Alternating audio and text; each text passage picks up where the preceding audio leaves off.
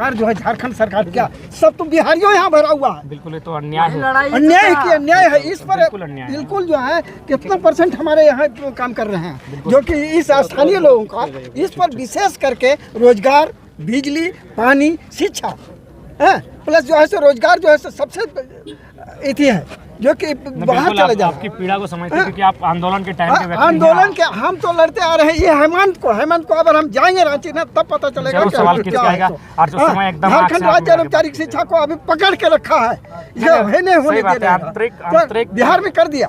अरे बिल्कुल, हम तो स्वीकार करते हैं, बिहार हमारा बड़ा भाई है, उसी से हम काट के अपना हिस्सा लिए। अब मेरे हिस्से में वो डिस्टर्ब क्यों करें? अगर हम विकल्प के तौर पर उसका इस्तेमाल करें तो इस राज्य में बेरोजगारी दर को कंट्रोल किया जा सकता है, युवाओं के आक्रोश को कंट्रोल किया जा सकता है।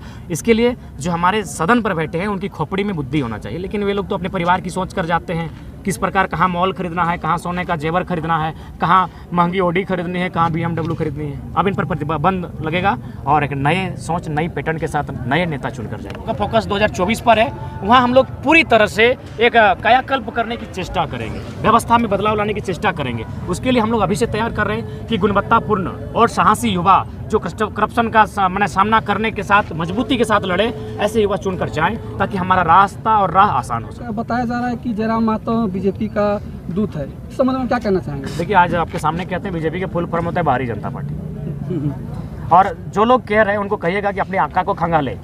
जाहिर सी बात है, वो सरकार में बैठे लोग कह रहे हैं कि बीजेपी अभी विपक्ष में है, तो अगर कोई आरोप लगा रहा है बीजेपी के साथ, तो वो लोग सरकार के लोग, जेएमएम कांग्रेस के लोग लगाते होंगे। उनसे कहिए कि आपको तनिक शर्म नहीं लगा था जेएमएम वालों, जब आप तो मैंने बीजेपी से सरकार बनाए थे आजसू के साथ, तब कहाँ थे आप सरकार बना चुके हैं, आप सरकार ऑलरेडी बना चुके हैं और हम पे ठिकरा फोड़ रहे हैं।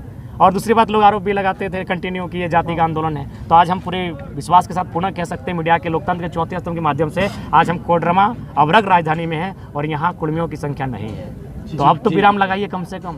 कुल मिलाकर हम लोग एक ऐसी नीति को अनुपालन करेंगे जो इंसान इंसान में भेद ना करे, जो किसी एक व्यक्ति को अरबपति और उसी क्षण किसी को शून्य पे लाके ना खड़ा करे। और मेरा मानना है कि गवर्नमेंट जब किसान के खेतों को जबरन छीन के लेती है, तो कभी कभी एक नियम ऐसा बनाइए कि अरबपतियों को कंट्रोल करे कि आपका अरब रुपया से एक भी बाहर होगा तो वो गवर्नमेंट को होगा। ये पॉलिसी बनाइए, मुझे लगता है देश में बहुत सुधार होगा। हालांकि सुनने में मजाकिया लगता है, लेकिन मुझे लगता है इस प्रकार की नीति अमीरों के लिए भी बने।